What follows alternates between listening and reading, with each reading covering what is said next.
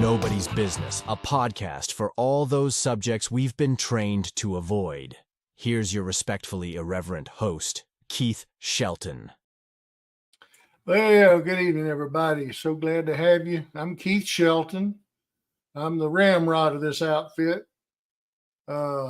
Normally, my son, JT, my co-pilot sidekick, would be here, but he's off for another week. And so joining me tonight is a special lady. Where's she at? There she is. Now there's my co-pilot for tonight. We're doing the late show tonight. It's 9 o'clock. Yeah, we're doing a special episode tonight. Again, we're going to be talking about a subject that a lot of people, talk about. We've mentioned it before. We've touched on it briefly with several of our guests. And so tonight we got a special guest. Kim Chrestman is a longtime friend of mine and brother in Christ. He and I met in 1976 when we were both pursuing degrees in education at Delta State University. That set his course, and he's been following it for 43 years. He served as a classroom teacher, a coach, an administrator, a principal, and a superintendent in at least 7 school districts. The boy just can't keep a job. I don't know what to say about him. But to say he's experienced is an understatement. All those accomplishments. In addition, he's a husband, a father, a grandfather, not to mention all the success he has as a master gardener and a unbelievable antique car restorer. So welcome to our special guest, mostly from parts unknown, but presently from New Albany, Mississippi, Kim Chrestman. Where's he at? Good evening, y'all. There he is. Happy to be with you. Really more happy to be with Sonara than I am Keith, but he already knows that. So, goodness. And it begins. And it begins all the way back to, as he said, 1976. In a class, we looked at each other, and he said, "I know you." And be specific now. I can't remember. Memory's a sign of intelligence, and I can't remember all that. So you tell it. All right. We were looking at each other. First class of the semester. First time I went to class at Delta State. Me too. And I'm sitting there, and I'm looking at you, and you're looking at me, and I said, "I don't know you, but I know you're a Chrestman." You said, "I don't know you, but you're a Shelton." Well, did y'all look that much like your families that you're just that recognizable to each other? Yes. Is that? Oh, that is the truth. He looked just like my brother John. My brother John played with his brother at Delta State, and little did I know Keith was going to be the manager on the basketball team too. So he had to put up with me for 2 years there. It was. Wait a minute.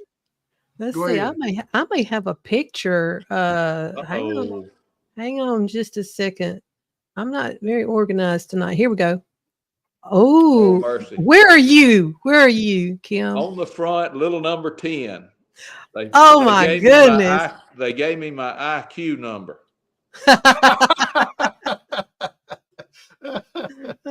That's about right for both of us. Hey, I was soaking wet, 140 pounds. Playing Division II basketball. That was quite an accomplishment. Let me tell you, Kim Chrestman was a tough cutter on a basketball court. Certainly loved. And see, the thing about it was I'd spent several years watching John, his older brother, play with Randy at Delta State. And just country boys. Good times. But country boys, skinny as beanstalks. And look, we found a pair of Keith's basketball shorts. Y'all didn't wear those long ones. No. Hey, if you look how short they are. They shorty shorts. And this was years ago. I mean, but still, he held them things up, and he couldn't get his thigh in the waistband. He could get his thigh. Could not do it. That was what went around his waist. It was Well, Michael Jordan had not come along yet. That's No. right. That's right. Well, let's get to the subject at hand. This is what our Okay. listeners and guests want to talk about. Tell us how we're a long way from Delta State University getting our college degrees. Here's what I remember. Charles was in education. John was in education. And lo and behold, you followed right there with your brothers. Yeah. Where did the family heritage of wanting to be educators come from? Well, of course, we were raised on an old dairy farm in Hulka, Mississippi, and Daddy had 5 children, 2 girls and 3 boys. Mother taught elementary school. Okay, so your mom was a teacher. I didn't remember that. But she started school when I did. And when I entered first grade, that was her first year of teaching. But, you know, being raised on a farm teaches you a whole lot. First thing it teaches you is, hey, you need to do something besides milk cows and grow cotton. So the biggest way to do that, Daddy said, was go to college, get your degree, and find you a good paying job. Mm-hmm. He also said, teaching, you can get a job anywhere you go. Mm-hmm. Because they're always going to have schools for children. Mm-hmm. The other thing is he had already looked at Mother's thing, and she was going to have a retirement. Daddy was not going to have a retirement. All he wound up getting was Social Security. Mm-hmm. So the retirement part. So Daddy says, hey, that's pretty good. It's clean. You only teach 9 months out of 12, and you get a good retirement, and you don't have to milk cows and hoe cotton. And so doing stuff we used to have to do as kids. That's right. And so, but here's the other thing. We went to college to play basketball and got a degree along the way. Mm-hmm. The other thing is, if you want to coach, you got to have a degree. Mm-hmm. Of course, unfortunately, Charles wound up with his PhD and wound up at Itawamba Community College and wound up president of junior college in North Carolina. John coached for 25 years and went into administration for 11 and wound up being elementary principal for about 11 years. And of course, I wound up with 22, 23 years of administration and and then about 15 years of coaching and teaching. Mm-hmm. The thing you don't know is my 2 sisters both had college degrees in education. Rita, my oldest, taught up in Memphis for about 2 or 3 years and then they went into the mobile home business. So she didn't go anymore. My Margot, my other sister, got a degree and she taught 34 years, I believe, in second and fourth grade. So all 5 of us wound up with educational degrees in teaching instead of just. That is awesome. That is awesome. So, well, that's why I said you would be the perfect guest to have on to talk about what we wanted to talk about tonight. okay. Now, what's the value of a degree in underwater basket weaving these days? I want to know because I'm thinking about getting a degree in that. Well, I thought you already had a master's there, Sonara. I do, but you know, but the underwater part was the part that's worrying me. The degree is very costly today, but a lot of them are not very valuable, Keith. Okay. You know, we got a lot of courses that people sign up for, like basket weaving, and so that they can stay eligible for basketball or just get liberal arts degrees so they can wind up something. But what can you do with it after you get them? And that's the bottom line. And we got a lot of people that have gone in debt just to get education or degrees. But, you know, I got a nephew that's got one in forestry and don't pay much. So he's wound up cattle and hay and makes real good money, cutting and baling and selling hay. So, but he don't use his forestry degree. Right. Well, here's the thing that we've had guests on before.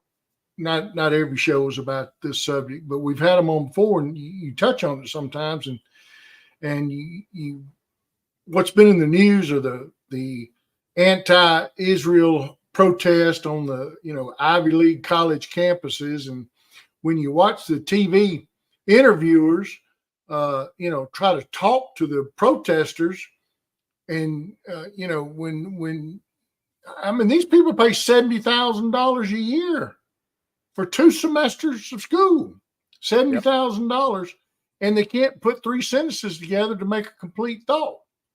And well, this is what you go back to, Keith. Go ahead. You look at what the professors are teaching and what courses they're teaching. A lot of it is the rewriting of history, or they're rewriting the curriculums to teach things other than science, math, English, language arts, skills that they can need. So what we're doing is we're graduating a bunch of people with degrees, but have little or zero ability to work. I think this goes back to what you were saying earlier when you and I were talking, Keith, education versus indoctrination. You nailed it right there. The courses I was talking about, your terminology is a lot better, Sonara, than what I stated. That was Keith's. I stole that. Straight up stole it. Don't give it away. Don't make him feel like he's got a smart head on. It'll swell. So, but you're exactly right. What we are doing is we're indoctrinating our people to think a certain way. And in other words, if you're Christian, you try to teach them with a Christian perspective. If you're Islam, you try to teach from the Islam perspective. If you're Jewish, you try to teach from the Jewish perspective. So what happens is, when you get cultures from all over the world, what are you going to teach? And the value systems of each is different. And we get into that for different genders even, because they say that we got different genders and everybody can be what they want to be. And so we got courses on that stuff. Well, we're talking about college, Kim, but does this trickle down or start down the line in junior high and high school? When does all this indoctrination start, and how much control do the teachers and principals have over? Yeah, and before you answer that, Kim, hang on a second. I said, before you answer that, here's what I'm going to tell you. There's a meme that goes around all over social media that says, if I know the politics of my child's teacher, that is a sorry teacher. Well, here's the thing. I'm going to go back to her question first. Would you restate it so that I can make sure? Well, we're talking about college and education versus indoctrination. And the things that you said make perfect sense. Where does that trickle back down? Does that start in junior high? Where does that start? Are we doing that to younger kids too? Yes, it's growing down. A lot of our policies in public education are set by state and the federal government. Federal government is notorious for putting ties to the money that they give you. In other words, you can only do certain things with it, and you got to teach certain things. Lately, especially with Title IX and some others, a lot of the money is tied to you got to do certain things with it, and it come partly out of the civil rights, part of the movement from religions, where they're trying to get religion out of school. But at the same time, the value systems that each religion teaches, all that gets taken away. So what winds up happening is, through the curriculum and the rewriting of curriculum and textbooks, you get indoctrination. Even at the earliest age of even preschool. See, I ran a private school for a year and a half, we had 3 and 4 year olds pre-K. Yeah. Well, we had subject matters, but the teachers got to choose how they taught that and the materials they used. What if they chose indoctrination materials to teach 3 and 4 year olds? Of course, y'all know about Hitler and what he said. If you give me your children and I can teach them, then I can control society. Mm-hmm. And he did to a certain degree. Yeah. Yeah. Well, we can dive off into that, because I can tell you, you've heard me mention the Rule Book for Radicals, the book written by Saul Alinsky. Hillary Clinton's, she wrote a doctoral thesis on that guy.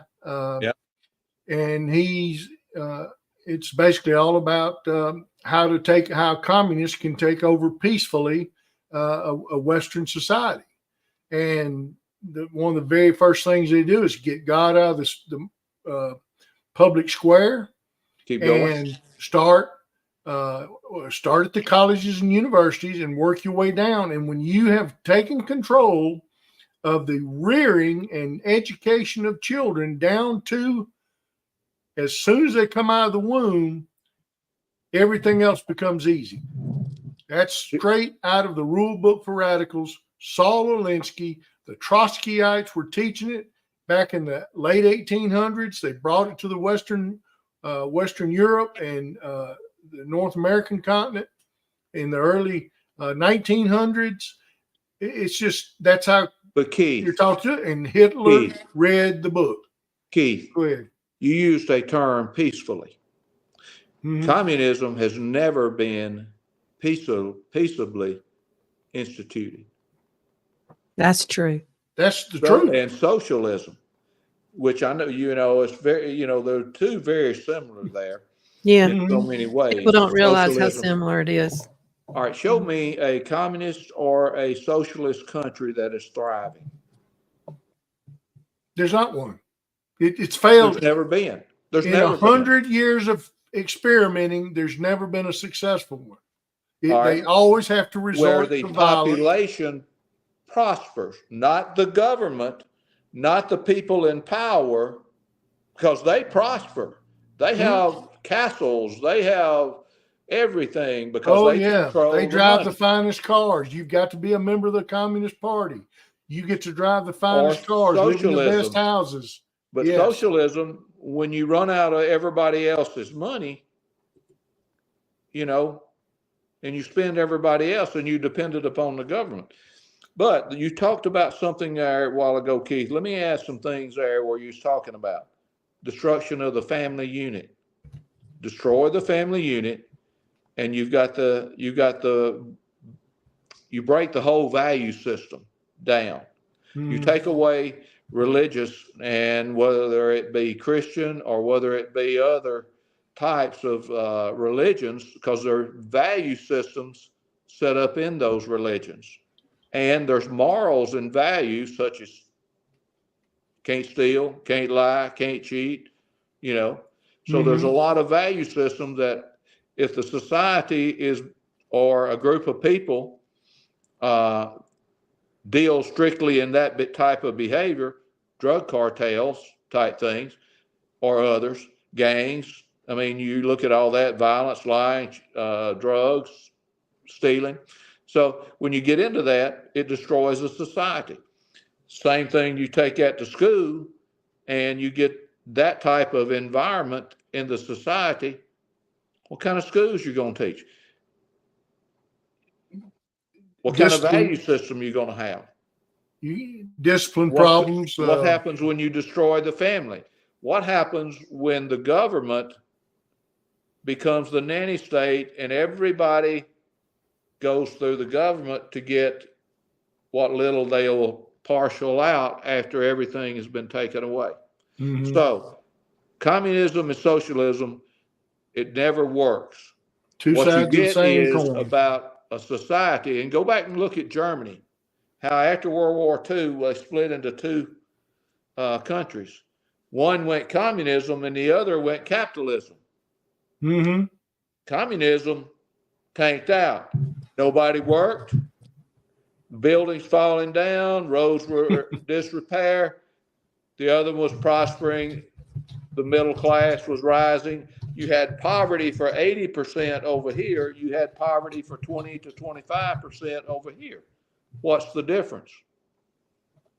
Free market versus the government. Too much government control. The government wants all your money. If you can find ways to tax it, I promise you, if they can find ways to tax it, they can give it away so they can be reelected. I agree. And hey, that is not one party. Both are guilty of it. Yeah. So, all right. But well, back to education, the okay. indoctrination. We already know that if you're teaching, let's just say anything you want to, different languages, I mean, at an early age, or whether it's the LGBT, whether it is the civil rights movement, whether it is white supremacy, whether it doesn't matter. You can indoctrinate those at the earliest of ages, which is generally they start at about 4. Mm-hmm. But back to what you said earlier, you said for anybody who's just now tuning in, that the government, especially the federal government, I think in our case, they are attaching curriculum requirements to the money that they're dishing out to the schools. But it's not the federal government's money. It's money they took from taxpayers. Don't ever forget that's true. That's true. That goes. Where's my thing that I put up that says that goes without saying? I can't find it. Anyway, but see, all your federal absolutely all your federal programs are called federal programs for a reason. Is because that's where all your title money comes from. Title IX, Title VI, all your. That's right. You do that? I do. I don't know who did that. Anyway, that's where all your title comes in. And I know Keith was talking the other day about Title IX and its influence in public education. And a lot of that comes down to what you can do and can't do at the federal level. And those laws come out of the federal government. A lot of these, especially like that one and the civil rights and things, come out of the Obama area, and even some under Trump. And then Biden has just multiplied, especially on the sexual front, as far as LGBT and civil rights and women's rights and type things. So, well, we were just watching the Olympics, and it's just horrible. What happened there? Go ahead. Do what? Go ahead, tell it. It's horrible that the men are masquerading as women so that they can be in women's sports and win. And this was boxing. Winning. This was boxing. And does the chromosomes, tell you anything about your gender? I'm serious now. We're teaching biology. We have a state testing on biology, but we don't know the difference between a woman. We can't define a woman and we can't define a man. Well, if everything is equal, like they want to say, then she can go compete in the men's arena as a woman. So he doesn't have to come over to the women. Let me ask you this then. Is it equal opportunity, or is it equal in strength, in height? There's no doubt that men are stronger than women. Their physiology, everything about that whole physical being thing, they are stronger than women. They have more muscle mass. It's common sense, if not biological sense. Well, it goes back to what Kim was saying. It's all about destroying Western culture. You start with destroying the family. You destroy, I'm going to give you something normal. That came out of the federal government. Define equity for me. Well, equity.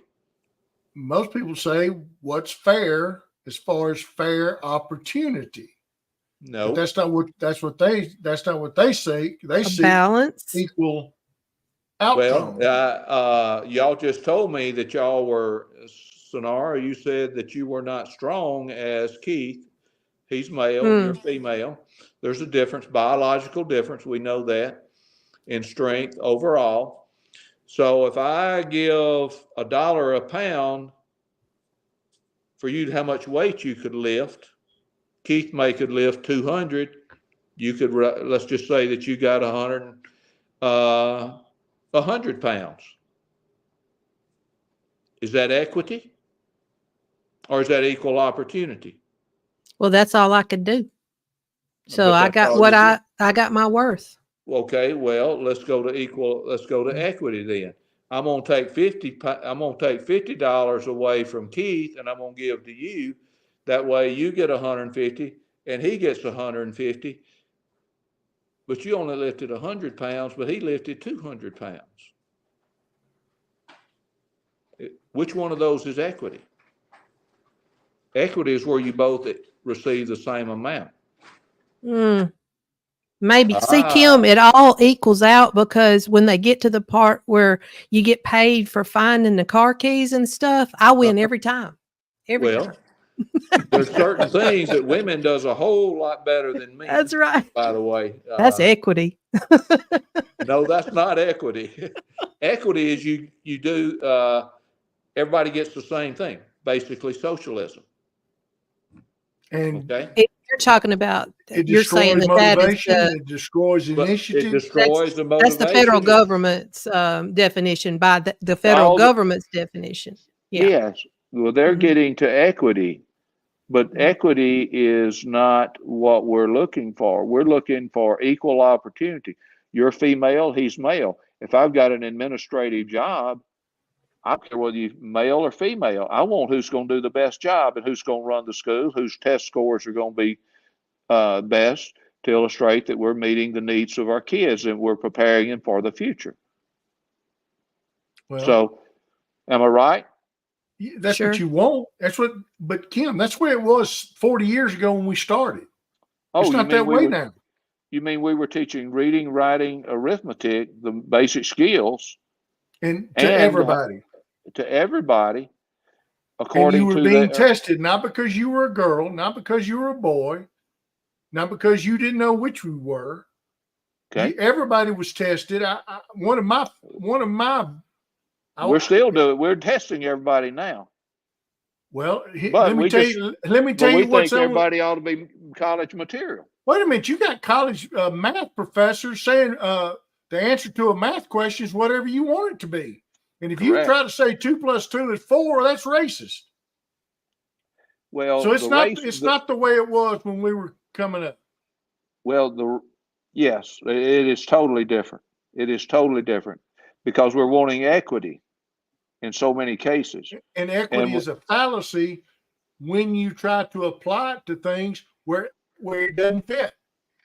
Well, where there can be no equity. Yeah. Let me tell you, spelling bee. I loved her to death. Great woman, Vicky Floyd. Oh my gosh, that girl. I mean, I'd win, she'd win. I'd win. It had nothing to do with boy, girl. The girl, she was as much my equal as anything. Had nothing to do with sex. The girl was just dead young. Do what? Both of you know my wife. Oh yeah. I'm not in her class. We agree. We agree. So you are a blessed man.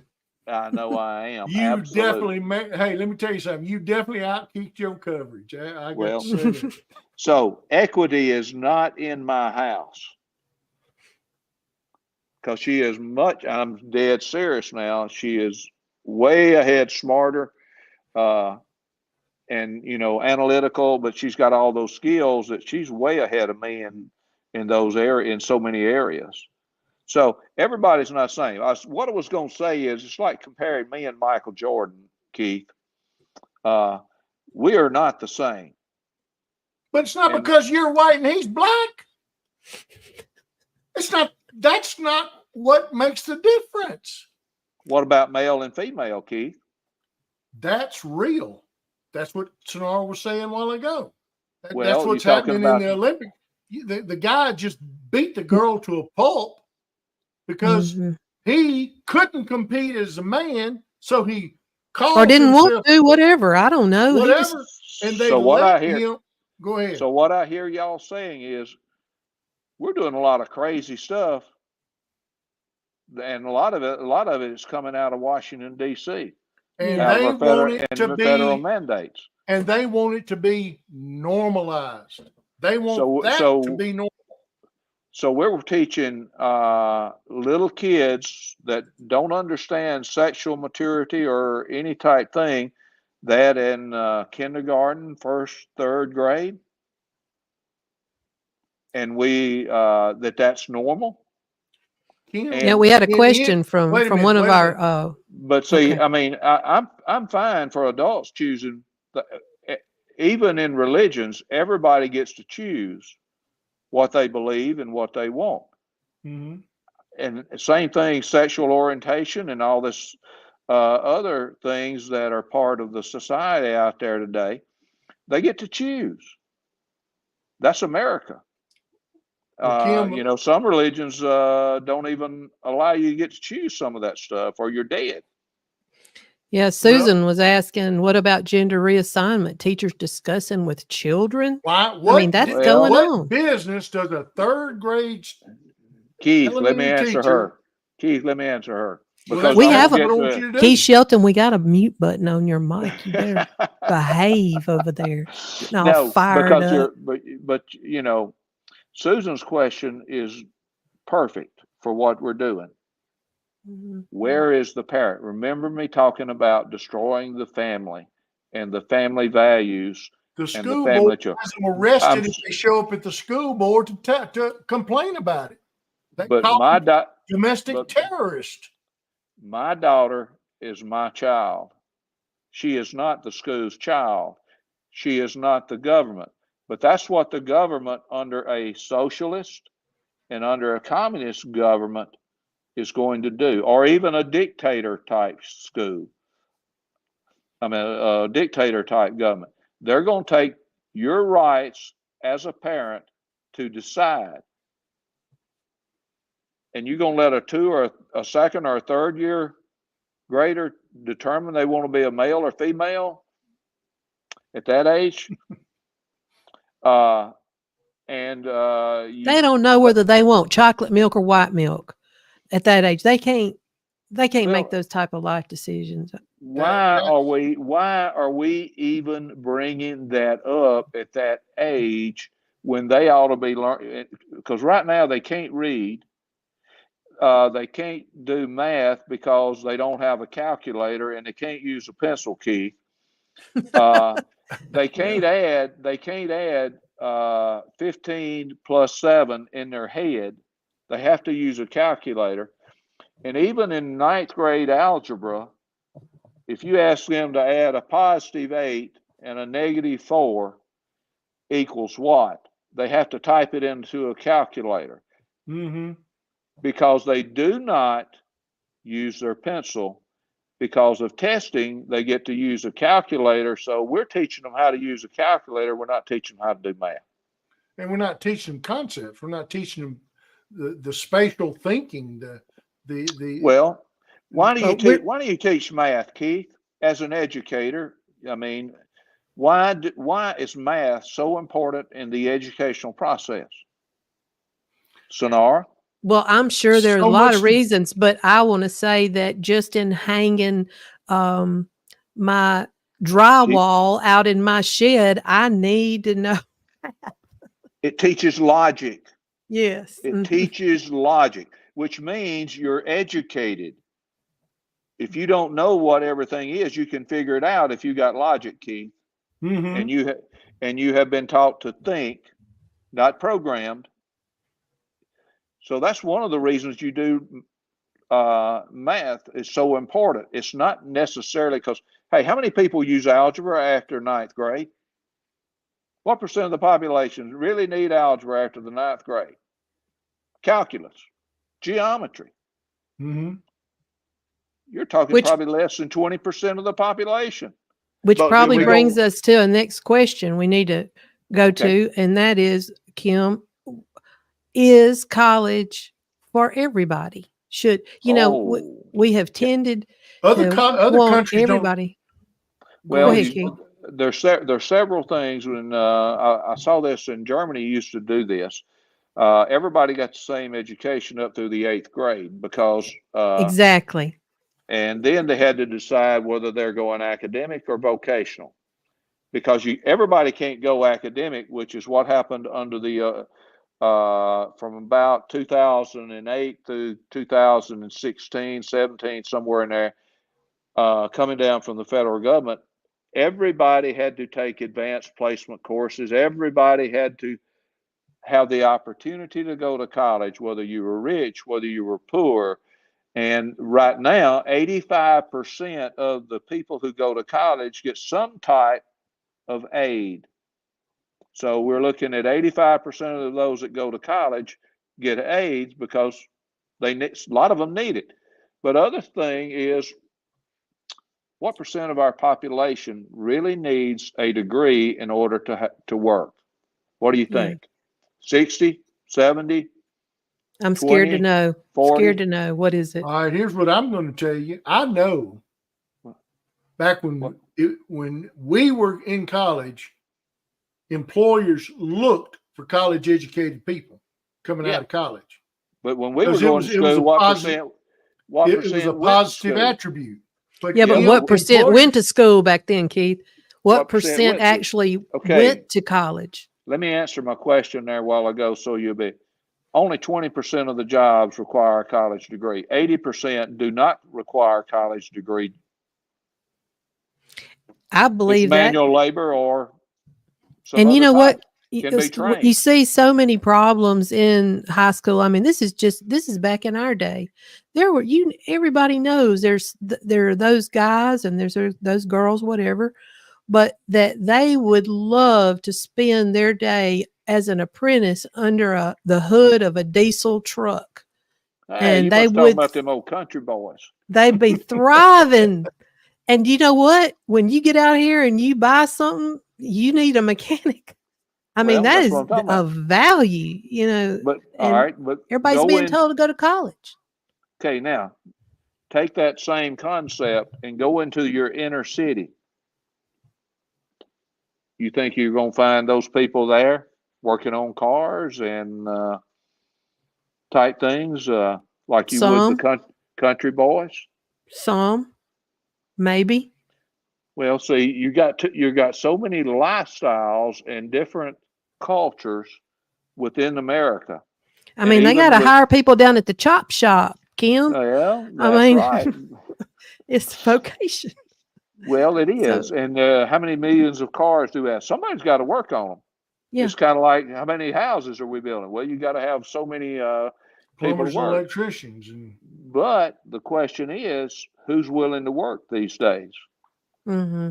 We're already getting everything for free anyway.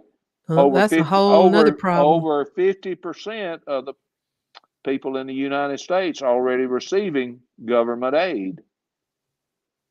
So Yeah. when it's that easy and you don't have to work, if I can make $125 and not work, or I can make $175 and have to work, which one you choose? well, I don't know which one I choose. I've been choosing since I was 14 years old. But You've been but see, you're making a lot more than that. But the But I think, person who is on I didn't poverty, start there.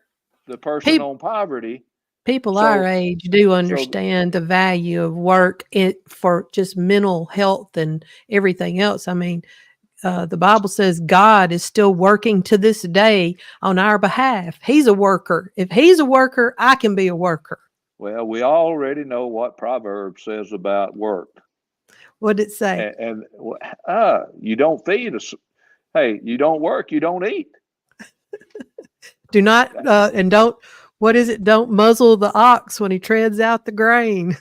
And the other thing is, when Daddy said do something, you do it. So we're back into the obedience and the behavior in schools, Keith.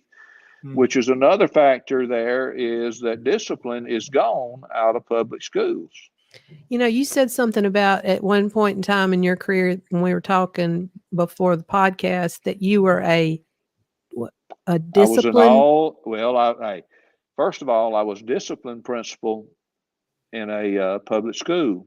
What's a discipline principal? I don't know. Hey, if Keith is teaching and he writes up a student for throwing paper across the room, he sends them to me, and I have to punish them. Oh, okay. But that is determined by policy, because I'm going to follow policy, because if I'm not following policy, I'm dead meat. How has that policy changed over the last 43 years? Well, give us the start and the end. Well, 1978, Keith, when we started, you could paddle your own students, couldn't you? Mm-hmm. Carry them out in the hall, give them a couple of licks, get back in there, and get back on task. You had very few discipline problems. Mm-hmm. I probably didn't paddle over 3 or 4 times a year. No, because you did 3 or 4 times a year real good. Everybody else figured out, don't mess with Coach Chrestman. Hey, they could hear it. They could hear it in the classroom. So, yeah, true. And so, and that went all the way up until about 1990. And so about in the early 90s, we were getting away from corporal punishment, because you're teaching kids to beat kids, so to speak. So that changed in a lot of places, especially in your cities and larger school districts. I went from Water Valley to Warren Central, and Warren Central had 0 corporal punishment. Their punishment was writing assignment by teacher. After you have given them 2 warnings, and then you could assign punishment. The next one, you could send them to the office, where they had to go to Saturday detention. If they didn't go to Saturday detention, they was to be suspended for 3 days. Now get that. I'm going to suspend you so you can't get an education. I can't teach you at home. You got a vacation. They got a vacation. But yeah, they got a vacation. But now we got in-school suspension. So they move from out-of-school suspension to in-school suspension, which means they go over our set and do nothing. And then if it fails, it's Keith's problem, because it's his fault, because he put them in ISS for talking or chewing gum. You see what I'm saying? So they wind up missing school. They wind up failing, and he has to lower expectation. So it's messed up. Nobody's worrying about actually educating a child anymore. Well, in a lot of cases we can't, because that's my point. Because of the policies and the things that we have changed won't let us. Or as in Sonar was saying a while ago, we're teaching indoctrination, or we're teaching civil rights instead of history, or we're teaching. I would love to know that some of my former students and ball players are watching us right now. I'm fixing to make a statement, and I would love for them to fill up those comment sections, because here's what I'm going to tell you. Some of the baddest kids in every school I taught in gravitated to me. Why? Because I loved them first and foremost. They knew I loved them, I cared about them, and I didn't want to see the conduct that they were getting away with in other teachers' classrooms. They knew they weren't going to get away with me. You was a coach. I was a coach. I was a math teacher. Yep. Go ahead. But what I was going to say is, they knew you cared, but you had something they wanted, and if they didn't behave themselves, no. I'm talking about kids that I didn't teach and I didn't coach. They knew they would be sent to me, and I would start talking to them and mentoring them and dealing with them and busting their butts. But you Oh, you mean showed you- them love and but- attention. That is what Kim's saying. You had something they wanted. They That- wanted that's that been- good That's been attention. my mantra They from get- day but- one. You but can Keith, discipline all you want if you would just simply love them 10 times more than you had to discipline. well, it goes back to some of the value systems. If you make me do it, I'm not going to be very happy. But if I do it out of love, that's when you got something. When the kids don't want to hurt Keith's feelings, they're not going to do wrong. They're going to obey him. Some is going to be out of fear, but others is going to be out of respect. I don't believe any of them feared me. I don't believe any of them feared me. They would beg, Coach, can I come clean your dressing room? Coach, can I come mop your floor for you? They just simply knew I loved them. I cared about them. But by God, I had standards and they were going to meet them or they were going to have to pay the price So you for it. you cared for them by holding them accountable. Exactly. Now, Sonar, because I'm fixing to go two sides here because men and women are different. You agree, Sonar? Oh, yeah. Oh, yeah. See, men are boys. They want respect. Oh, yeah. That's me. But men and guys, one of our basic needs is respect. For women and females, theirs is more emotional. So there's a different way that girls respond and boys respond to the different stimuli or way you interact with those students. And not everybody can handle that to the point of where and be respectful towards others because so there's a lot of understanding of psychology. Back to what Keith was talking about, he was mainly talking about guys, but girls also respected him and followed his lead because Keith gave them attention, which they needed. Girls. I gave them a safe, secure environment where they could be educated. So you met their needs. So how do we get that back into our school systems where it is safe, secure, and that we can not have to discipline kids, that discipline is not punishment, by the way. We think of that, and most parents think of that. Discipline is where you can control yourself. You discipline yourself, Keith. You take control of it. So how can we get the classroom? You are preaching my message to my classroom students, to my ball players, and I coach girls and boys. What about your work environment where you work, Keith? What about your home? Oh, Kim froze and went away. Kim, where'd you go? He's still there. Goodness, we've been having such good conversation. There he is. He's back. I'm back. You get so excited. It's technology, but it's but great anyway, till it work when it doesn't work. Till it doesn't work. Well, all right, go answer your question though. How do we get it back? How do we get it back to where? Because we're only talking about the problems. Are there any solutions? I mean, are we too far gone? Is it just too far gone? Well, it depends. Depends on our governments and our school systems at the local and state level. It's not only local, but it's state and national. They seem to be going in ways that we cannot meet the needs of the students intellectually, and and throwing money at it doesn't work. No. Yeah. There's another Patricia problem. says that teachers are leaving the classroom because they're not allowed to punish. The administration would not follow their own policies. No, that's you're talking about two different things there when you're talking about policies and classroom teachers not being able to discipline. Yeah. Because you see where I'm coming from that. Mm-hmm. Because principals generally have to administer whatever punishment is done. Teachers don't decide that. In other words, I write a student up and I send it to Keith. If Keith says, don't do that again, now go back to the room.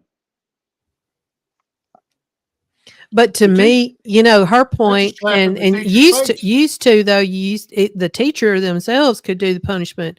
You could at least make somebody stand in the corner or do something, even if you didn't want to do the paddling. But well, these days, all right, you hit the nail on the head, because let me ask you this: would you rather discipline your child, or you rather me discipline your child? I'd rather do it. I don't need for them to fear you. I need them to or respect you. I need them to respect me. Well, what about, but you see what we're doing. Somebody else is having to handle everything. They're just going to act right when they see you. They're not going to act right in my classroom. I mean, isn't that the way it goes? Don't. So back to my original question, y'all asked the answer, solutions. How are we going to get back to where teachers and school officials can provide a safe environment to teach in? Because if a teacher cannot, if the classroom is wild and out of control, and everybody's doing or not doing the work, no education is taking place. And there is a lot of schools throughout the nation where they are graduating people that can't read and write or do basic math. And then they're going to college. That's exactly right. And we give them remedial classes in the junior college or at these 4-year schools. Oh, but by the way, to get a 4-year degree now takes 6 years, because we got to do all the remedial courses so we can go back and teach them what they should have learned in high school. But now you got them in college. So the universities. All right, here's what I'm going to say. How long has the Federal Department of Education been in existence? Do you know? Not really. I want to say it's back in the 50s or 60s. I can't remember when though. But LBJ or somewhere around that. I think it's more recent than that. I think it's around 1980 something when the Okay. Federal Department of Education was created. A completely new cabinet level bureaucratic agency in the federal government. So we got people in Washington. I don't remember it. Go ahead. We got people in Washington, D.C., knows the culture down in Cajun country down in Louisiana. No, they don't.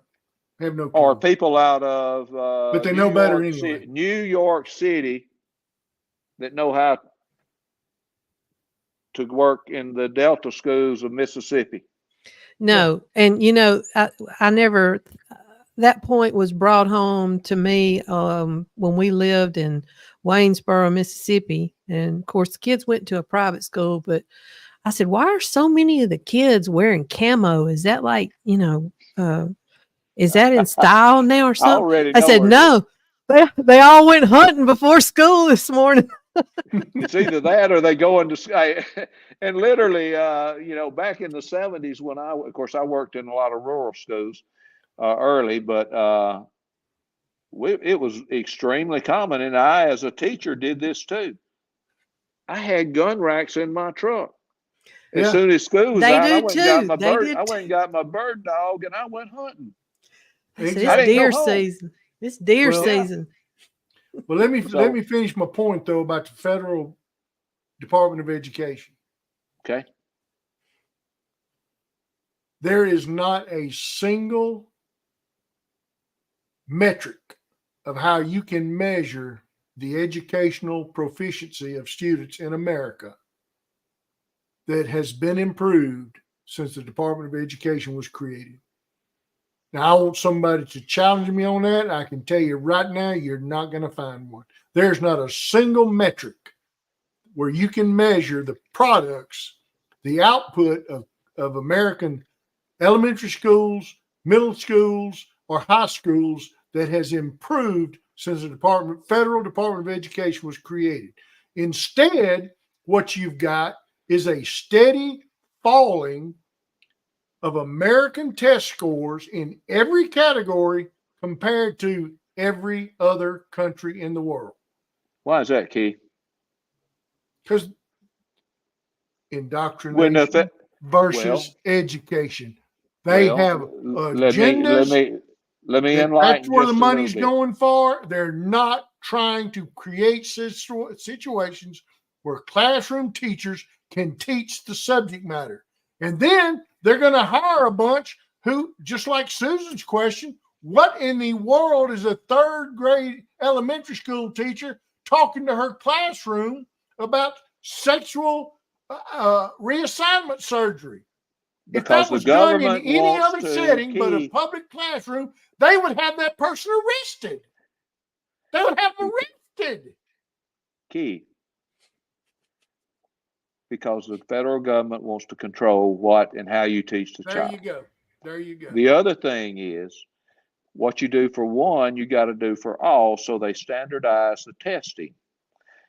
You know, we didn't test too much until that federal government got in there, did we? I don't know. When are we talking about?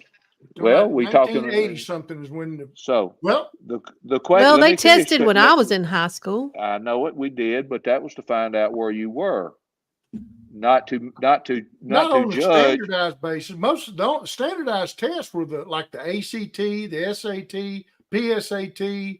Okay, let me get to a statewide or federal test. So let me because there are now to a certain there are degree. Now, right? So the question is, are we back to what Keith said a while ago? Are we teaching subject matter, or are we teaching kids how to take a test, standardized test? We are teaching. Well, we're teaching tests. Because you know why? Because that's how we're measured. That's how we get federal money. That's how we get public support. That's the reason that they put in A, B, C, D schools, so that we could point the finger at each other and say one's better than the other. Well, I do want to give a shout out to those teachers out there that are still in the system. And I know you have some family, but that are still trying to be that teacher. I can remember Miss McDonald when I was in I guess maybe the 10th grade, she handed out we were in whatever English everybody had to take, and she handed everything out, and then she pointed to three of us and she said, "Come here." Yeah. And we went up front and she said, "Put your desk right there." And none of us were behavioral problems. No. We good kids. And we said, "What's going on?" She said, she leaned down and whispered and said, "If you think that you're going to do this again this year, you're sadly mistaken." She gave one of them Paradise Lost. She gave me something, and she gave Gus Anita something. She said, "Get to reading. I'll be talking to you later." And that kind of teacher, do we still have that? Not anymore, because why would those type quality people go into education when they can make more money? My daughter just left public education after 9 years and going back to PA school, physician's assistant. First of all, she can make more money. And the other thing is, she don't have to put up with the headaches and the testing that they're under. But back to what you're talking about, back in some days, it used to be the most influential people in a person's life was their parents.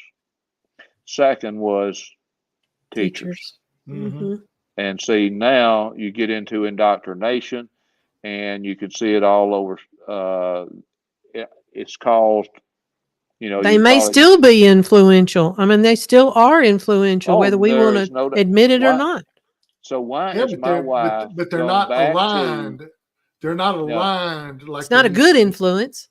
No, but see that. Why do you think my wife, after retiring from Borg Warner in industry, went back and teaching algebra at a high school? Because she can make a difference. There's very few people now. There's a lot of them still out there, and a lot of them that go into education because they can make a difference. And that's what they really, really, really want to do. Well, I want But to a pray lot for of those them, people. I do want to but a pray lot, for those people. absolutely. But there's a lot of them going to it, like Keith said, or they have an ideology. Do they want to teach a certain thing? And then you got your federal government that wants to tell them how to think, we need to get back to teaching school and teaching, and we need to control the classroom where teachers can teach. If you don't have control of your classroom, you can't teach. And I'm let sorry. parents be the parents. And the parents have got to get involved. That's one of the things I've been in schools, and everything that we have been taught, and every grant that I wrote, we had to have some type of parental involvement and everything else. So what does parental involvement look like? It's where Kim Chrestman goes to school and talks to Keith Shelton.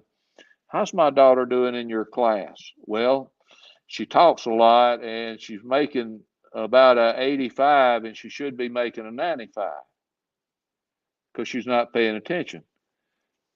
Well, Kim Chrestman goes home when his daughter gets in that evening, and he and her have a heart-to-heart talk, because she's not going to get to go anywhere until that grade gets up to be a 95. She's not, it's going to be some consequences at home. That's what you need. That's what you need. But that's parental involvement. I trusted Keith to tell me the truth about you. Hey, if a kid comes home with 85 now, and the mother's expecting a 80, or the dad's expecting a 95, I'm gonna go up and see Keith and say, Keith, what's wrong with you? How come my daughter ain't making 95? What are you doing wrong? Oh yeah. It's his fault. It ain't my daughter's. It's this right here. 1969. Explain these bad grades. So yeah, that's it. Those type of cartoons have a lot of truth, by the way.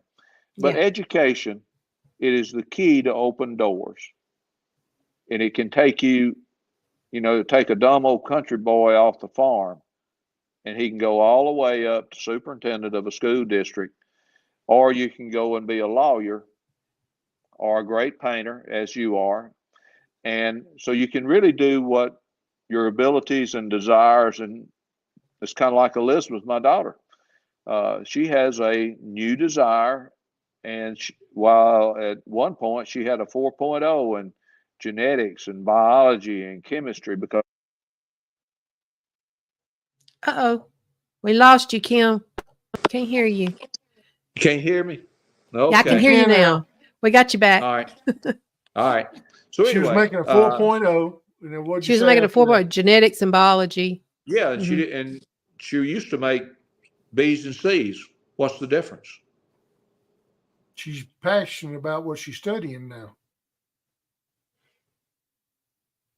Choose a passion and wrap a career around it. She thought it was education, and she did great at that and had a lot of success, had some great math scores up in DeSoto County. But at the same time, the money and finances living in Memphis, in that area, she can't make a living. Yeah. So she's going back to PA school. Just think of the living cost out in California, New York, and all that compared to Mississippi. So, yeah. Education has got a long ways, but we need to get back in getting control.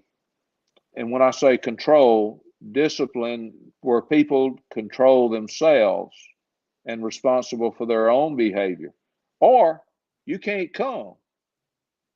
Don't come up there and raise all kind of cane and throw and disturbances and can't have a classroom, and I got to keep you. I'm sending you back to who? Mom and dad. The only problem is no mom and dad there at home, maybe living with grandmother.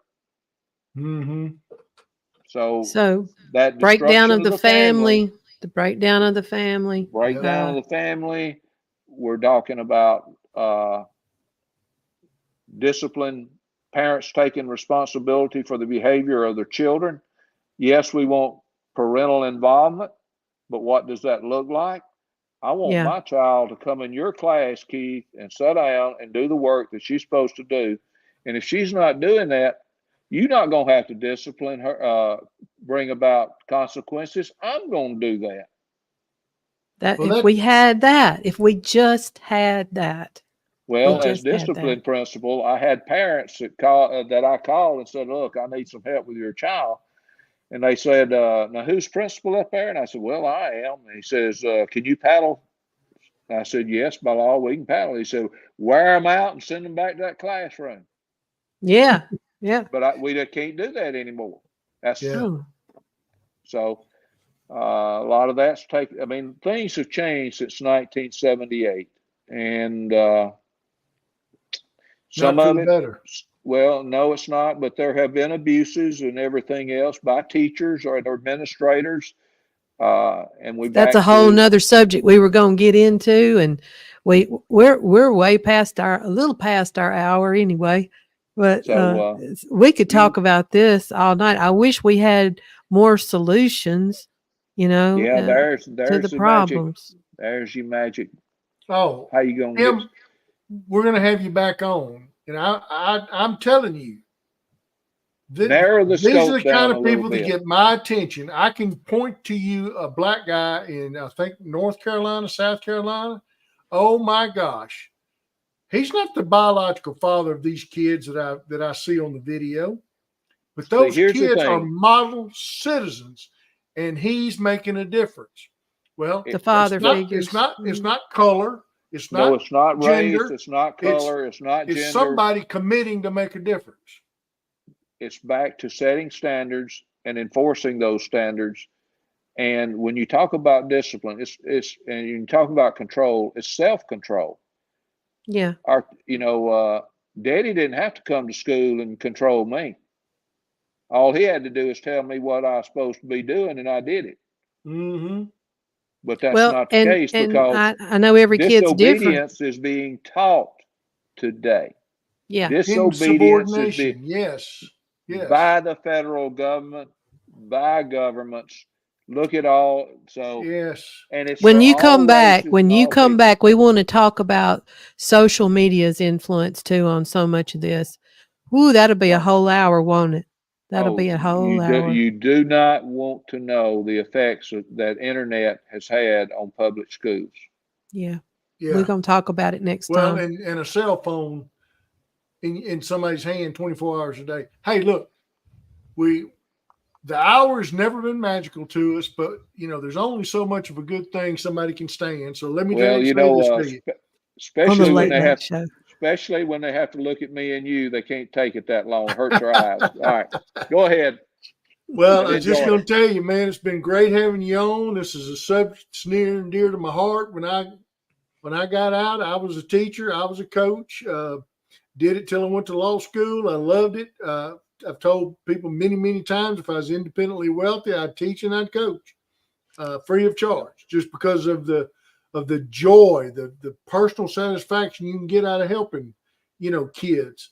And, Keith gets mad about it and he looks passionate about it, but that's because he realizes how important this is. This is exactly important. So here's what I'm going to say to you. It's been great having you. But I need one more. Great.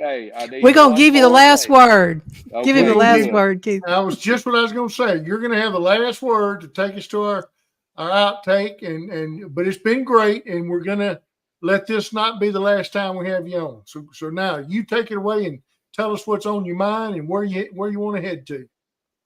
The number one thing is the development of relationships.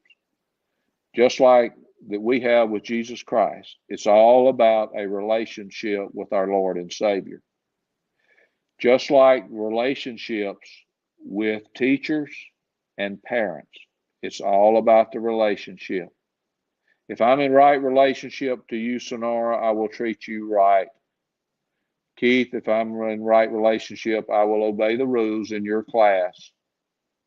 So it's all about the relationships. But those relationships have been bruised. Some of them have been broken. Mm-hmm. Yeah. And so it's all about the relationship. If if you and I, and Keith, you were talking about relationships with girls and boys a while ago, and you were spot on. Because those kids would respect you and do what you asked to do. So not only does Keith care about them, but he ensures that they are safe in a safe environment and can learn and will do anything to help them. And a lot of these kids, they want attention. They want to know that you care. People don't care how much you know until they know how much you care. Yeah. Good point. Oh, that's good. That's And good. the other thing is not all kids are the same. You cannot have equity. Me and my wife are not equal in math or physics or chemistry, because I got a D in chemistry and I got a D in biology. And she will kick your butt up both sides of the street in any of those subjects. So you have to be careful of equity. We would like to everybody make straight A's. We would like for everybody to go to college, but then who's going to pick up the garbage? Who's going to build the houses? We need vocational schools. Only 20% require a degree, 80%. Why do you think we're bringing in immigrants to do the work? Well, because we won't do it no more. We're too lazy. Yeah, that's time for another subject, buddy. Yeah. Don't y'all open that can. No. Hey, man. So I got the last word. It's all about relationships. Okay. Thank you. Thank you, Kim. Good night. night. Louise says, great podcast, Mr. Chrestman. All righty. You did a great job. Kim, thank you, buddy. We love you, man. And we're going to have you back on real soon. There's so many more aspects of the educational umbrella we could talk about, and we'll do it again soon, okay? Well, we chased so many rabbits tonight. We really didn't do a good job of narrowing the scope down and dealing to find solutions, as Sonara was saying. Yeah. Yeah. We'll keep next working time. on it, buddy. Next time. I want